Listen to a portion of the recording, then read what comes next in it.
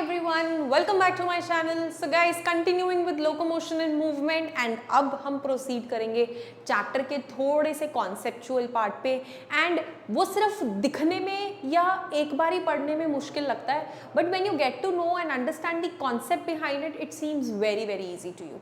ठीक है जी, तो चलिए आइए इसको ईजी बनाते हैं और नेक्स्ट टॉपिक से स्टार्ट करते हैं, that is structure of a muscle. अभी तक हमने बात की थी सबसे पहले लेक्चर में इंट्रोडक्शन के बारे में कि लोकोमोशन क्या है, मूवमेंट क्या है, दोनों के बीच में डिफरेंस क्या है. दूसरी बारे में हमने टाइप्स ऑफ मूवमेंट्स डिस्कस की थी कि बॉडी के सेल्स किस किस तरह की मूवमेंट दिखाते हैं, जिसमें से सबसे एडवांस मूवमेंट मसल सेल की थी जिसकी वजह से हमारी बॉडी में मूवमेंट होती है.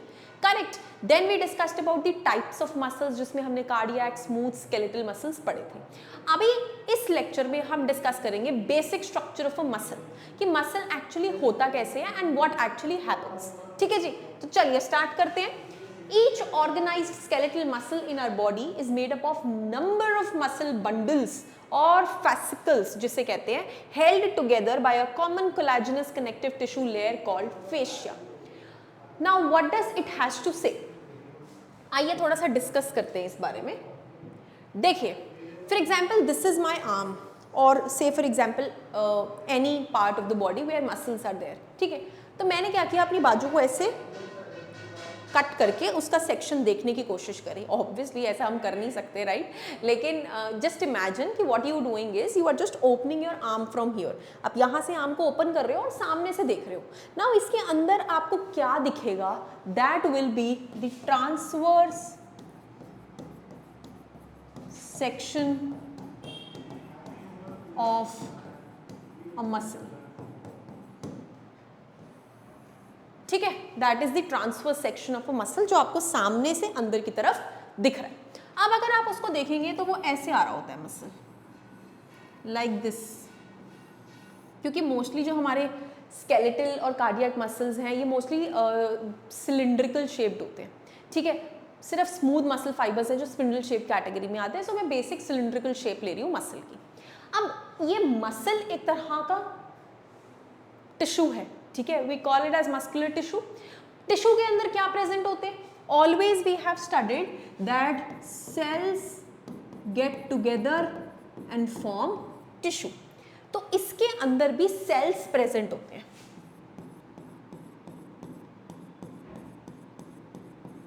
These are the muscle cells. लेकिन डिफरेंस क्या है कि इन मसल सेल्स के अंदर मसल सेल्स ग्रुप में पैक्ड होते हैं. These muscle cells are packed in the groups. ठीक है जी, और इस एक ग्रुप को बोला जाता है muscle bundle.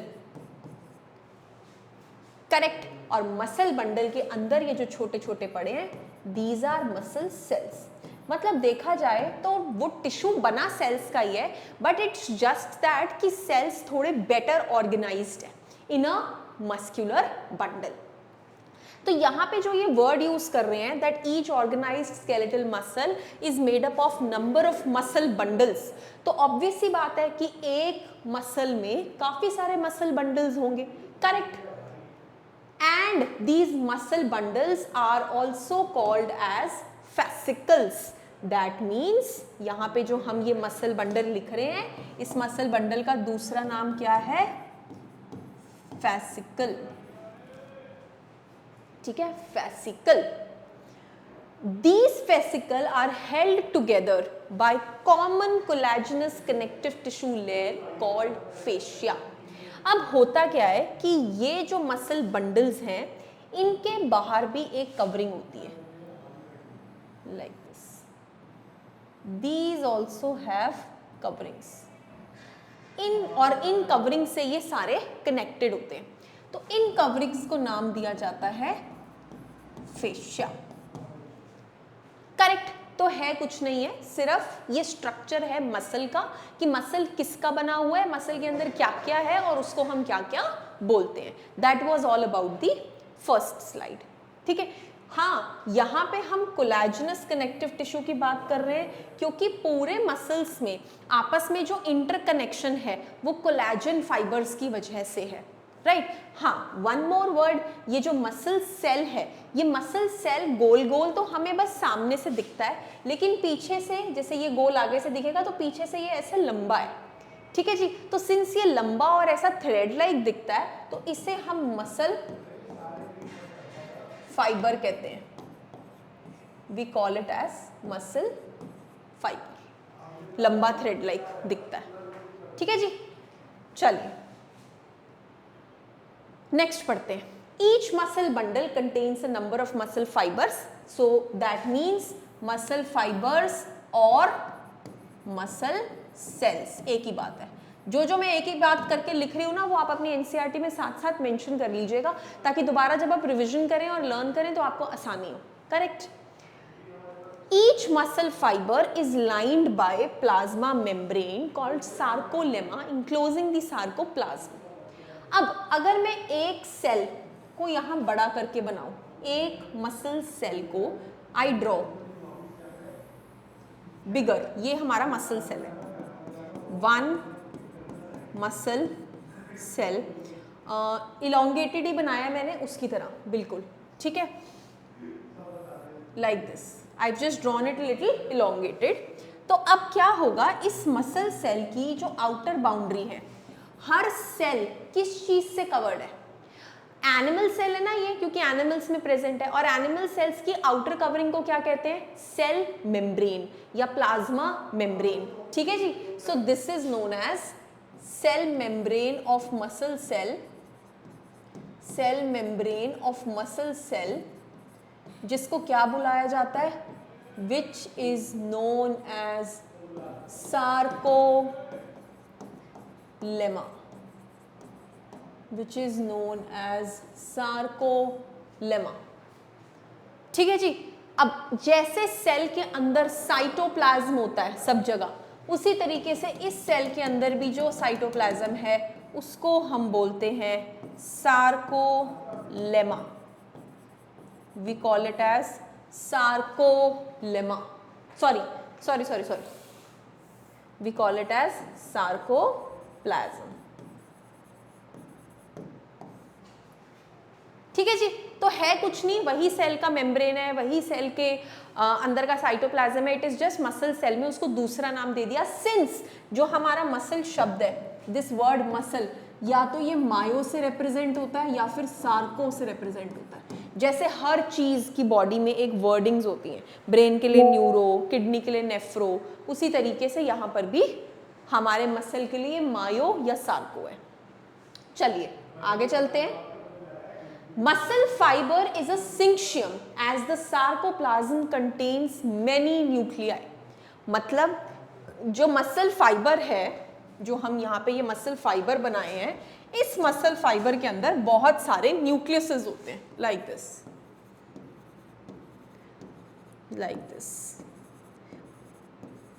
These are multi nucleate structure, multi nucleate. और इस मल्टी न्यूक्लिएट कंडीशन को किसके नाम से जाना जाता है? इसको जाना जाता है सिंक्शियम के नाम से। So that is why हम हमेशा कहते हैं that skeletal muscle is a syncytium like structure, क्योंकि उसी में मल्टी न्यूक्लियस फाउंड होता है। So that's what muscle fiber is a syncytium, क्योंकि उसके सार्कोप्लाज्म में, that means उसके साइटोप्लाज्म में बहुत सारे न्यूक्लियसेस होते हैं। Also this muscle fiber, cell है, सेल ही तो है, उसके अंदर का जो ER है उसको हम बोलते हैं sarcoplasmic reticulum, and it is the store house of calcium ions. तो अगर मैं यहाँ पे एक बारी मसल फाइबर बना दूं, ये था muscle fibre, one muscle cell और फाइबर। इस मसल फाइबर के यहाँ अंदर क्या था? सब जगह साइटोप्लाज्म, दैट इज सार्कोप्लाज्म, और साइड में थे मल्टी न्यूक्लियसेस, बहुत सारे न्यूक्लियसेस, ठीक है, बहुत सारे न्यूक्लियसेस। अब ऑल्सो इसके अंदर एक ऑर्गेनेली होती है, that is its ER, this is the ER of muscle cell, ER of muscle cell को किस नाम से जानते हैं? सार्कोप्लाज्मिक रेटिकुलम, और यही वो हमें यहां पर बता रहे हैं. The muscle fibers is the storehouse of calcium ions, that is the sarcoplasmic reticulum. Next, a characteristic feature of muscle fiber is the presence of large number of parallelly arranged filaments in sarcoplasm called as myofilaments or myofibrils. वो ये कह रहे हैं कि apart from sarcoplasm, apart from its syncytium, apart from its sarcoplasmic reticulum, उसके अंदर बहुत सारे पैरेलली अरेंज्ड धागे होते हैं. These filaments means threads. ठीक है, कोई थ्रेड मोटा तो कोई थ्रेड पतला. ठीक है, सार्कोप्लाज्म के अंदर मतलब with in the cytoplasm, and उनको हम मायोफिलामेंट्स या मायोफिब्रिल्स के नाम से जानते हैं. तो अगर मैं आपको दिखाऊं, यही मसल सेल को मैं रीड्रॉ करती हूं अगर, अब मैं बाकी सब चीजें नहीं बनाऊंगी. ठीक है, और अगर बनाऊंगी तो छोटे छोटे बनाऊंगी. ये हो गए इसके मल्टी न्यूक्लियसेस.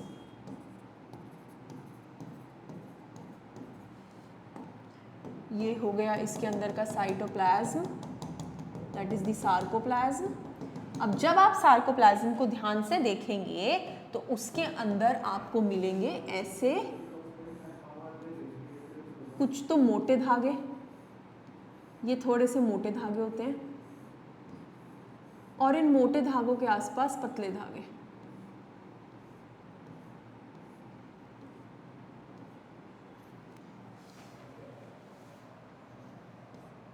Like this. ठीक है, इन धागों को किस नाम से जाना जाता है? वी कॉल दीज धागे एज मायोफिलामेंट्स और myofibrils. And let me tell you, all these धागे are made up of proteins. बाकी सब चीज़ें तो बेटा सेम ही थी. सार्कोलेमा है तो प्रोटीन्स और लिपिड्स से बना होगा क्योंकि सेल मेम्ब्रेन उसी से बनी होती है. साइटोप्लाज्म है तो site of biochemical reaction. ER है तो प्रोटीन्स और लिपिड्स बना रहा होगा. वहीं पे जो प्रोटीन्स बन रहे हैं वो एक और चीज़ बनाते हैं मसल सेल्स के अंदर, दैट इज द मायोफिलामेंट्स और मायोफिब्रिल्स. दोनों एक ही नाम से जाने जाते हैं. मैंने आपको बोला है इस चैप्टर में बहुत ज़्यादा रेपिटेशन है वर्ड्स की, तो आप प्लीज़ लिख लीजिएगा कि इसी को ये कहते हैं, नहीं तो बहुत कन्फ्यूजन हो जाएगी लेटर ऑन. ठीक है, each myofibril has alternate light and dark bands. Her myofibril में ऑल्टरनेट लाइट डार्क बैंड्स होते हैं उसके ऊपर, जो अभी मैंने आपको बताए. एक्चुअली ये लोग लाइट डार्क लिख रहे हैं और मैंने आपको मोटे पतले बताए, तो मैं अभी धीरे धीरे आपको समझाऊंगी कि ये लाइट और डार्क क्यों बोल रहे हैं. फिलहाल आप यही ध्यान रखना कि एक मोटा बैंड और एक पतला band. A detailed study of myofibril has established this striated appearance is due to distribution pattern of two important proteins. आ गए ना प्रोटीन्स के नाम, एक्टिन एंड मायोसिन. तो वो ये कह रहे हैं कि जो हमने ये धागों से ये बनाया है, ये अगर दूर से देखा जाए तो कैसे अपीयर होता है? They appear as striations. Striations की तरह अपीयर होते हैं ये. ठीक है जी. अब ये स्ट्राइएशंस की तरह जो दिखते हैं हमें यहाँ पर, ये है क्या? ये वही धागे हैं जो लाइट और डार्क, मोटे और पतले हमने बनाए हैं. ठीक है, अब लाइट और डार्क वो कैसे रिफ्लेक्ट करेंगे वो हम आगे डिटेल में पढ़ेंगे, बट अभी के लिए आपको सिर्फ ये जानना है कि ये जो धागे हैं वो जिन प्रोटीन्स के बने हैं वो दो तरह की हैं, एक्टिन एंड मायोसिन.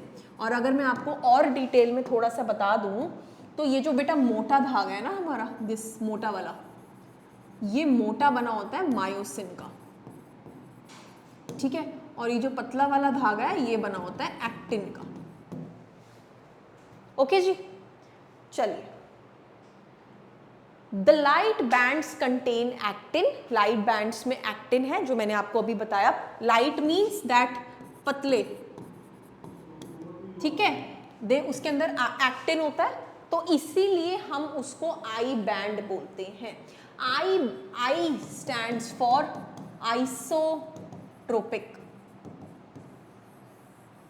ठीक है, और आइसोट्रोपिक बैंड लिखा है. Whereas the dark band, dark means वो मोटा बैंड जो मैंने आपको दिखाया था, that stands for A band. A का फुल फॉर्म है अनाइसोट्रोपिक।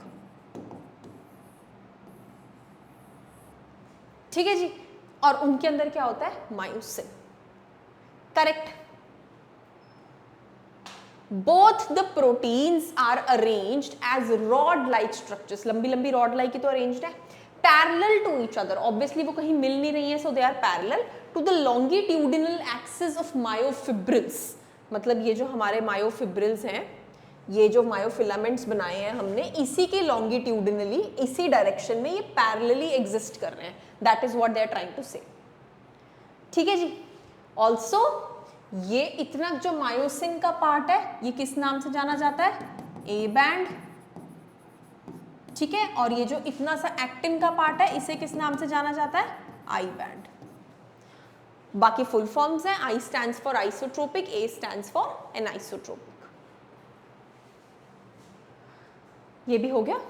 एक्टिन फिलामेंट्स आर थिनर, वही पतले मोटे आ गए, as compare to the myosin filaments जो मोटे हैं, हेंस उनको हम थिक और थिक फिलामेंट्स के नाम से भी जानते हैं। So actin filaments are thin filaments, myosin filaments are thick filaments. In the center of each eye band is an elastic fiber called Z line which bisects it. मतलब इस I band के centre में, like ये I band है, 1 I band, 2 I band, 3 I band, तो इस I band के centre में ऐसे एक जिगजैग लाइन होती है। ठीक है, इस जिगजैग लाइन को जेड लाइन के नाम से जानते हैं। अब ये लाइन क्यों होती है, ताकि ये प्रोटीन्स ग्रेविटी के इफेक्ट से नीचे ना गिर जाए, तो इसको पकड़े रखने के लिए ऐसी ऐसी हर जगह, यहाँ हर उसमें एक लाइन होगी जिसे हम कहेंगे जेड लाइन। ठीक है, across the muscle fibre.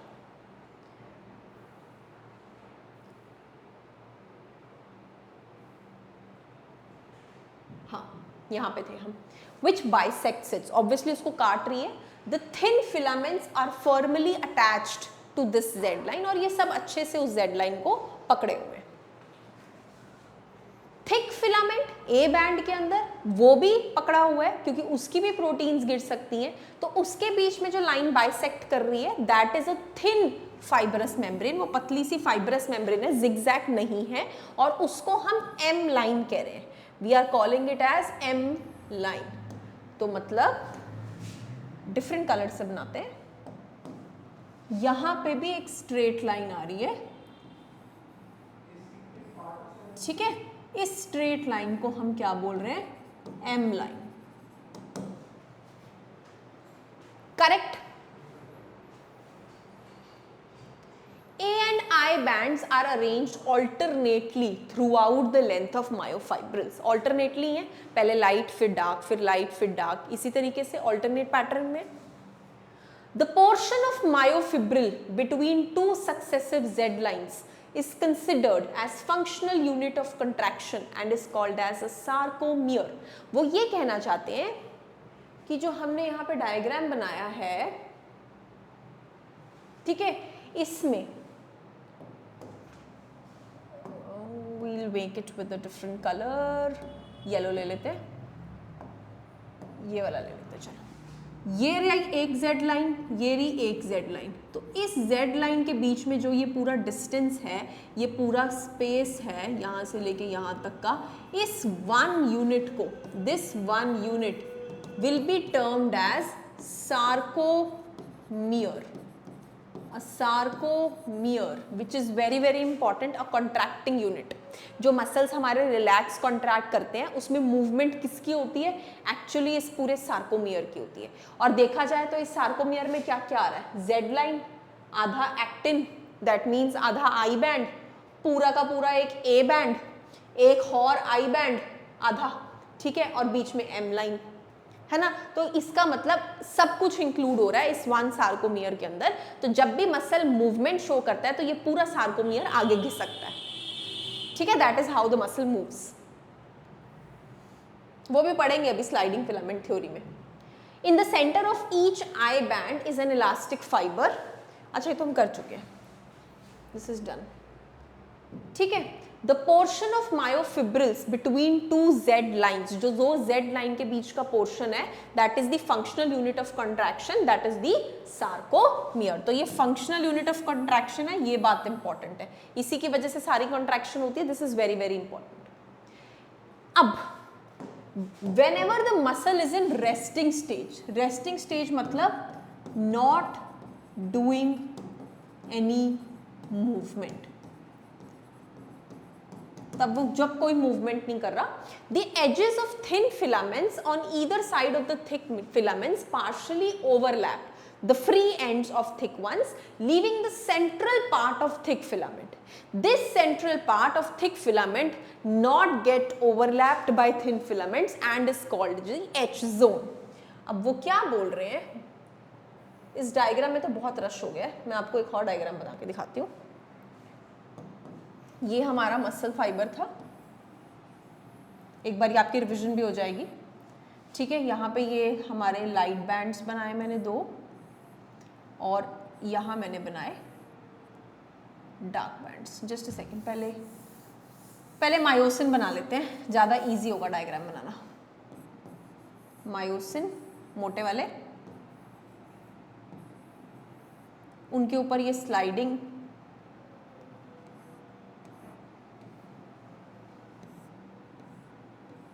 Like this, ठीक है। अब देखा जाए तो इनके बीच में आ रही है एक जिगजैग लाइन, जिसे हम कह रहे हैं जेड लाइन, और इसके बीच में आ रही है एम लाइन। यहां से यहां तक का यूनिट क्या है, सार्कोमियर। अब ये कह रहे हैं कि ये जो बीच का हिस्सा है, जहां पे थिक बैंड के ऊपर किसी भी चीज की ओवरलैपिंग नहीं हो रही, क्योंकि एक्टिन यहीं फिनिश हो गए, आधे आधे ओवरलैप कर रहे हैं ये थिन फिलामेंट्स थिक फिलामेंट्स को, ठीक है। तो ये पोर्शन, इसको बोला जाएगा H zone. H stands for Henson, scientist के नेम पे। ओके जी, तो यही उन्होंने इस पूरे पैराग्राफ में हमें समझाया। Last, look at this diagram and then we'll be done with the structure of muscle. Diagrammatic representation, see, अगर आप ध्यान से नोटिस करो तो देखा जाए तो दिस इज जेड लाइन, क्योंकि ये लाइट बैंड है, लाइट कलर का, ठीक है। फिर ये बीच में हमारा डार्क बैंड है। अब डार्क बैंड में ये एरिया है जहां पे ओवरलैपिंग कम हो रही है, तो थोड़ा सा वो लाइट दिख रहा है, तो दैट इज एच जोन, क्योंकि ऑब्वियसली दो आपने प्रोटीन से इकट्ठे कर दी, एक्टिन भी मायोसिन भी, तो वो और डार्कर हो गया, करेक्ट। सिमिलरली यहाँ पे ये एक और जेड लाइन होगी, तो इसी तरीके से हमें मसल दिखाई देता है। सिमिलरली दिस पैटर्न जो मैंने अभी आपको डायग्राम में बना के दिखाया था, सी एच जोन, जहाँ पे ओवरलैपिंग नहीं हो रही है, this is the myosin, this is one actin, this is another actin, तो ये बीच में ओवरलैपिंग नहीं हो रही है, ठीक है जी। So that's about the structure of muscle and we are done with this. Coming forward, we'll understand more details on this chapter. So please follow me for the same. Thank you.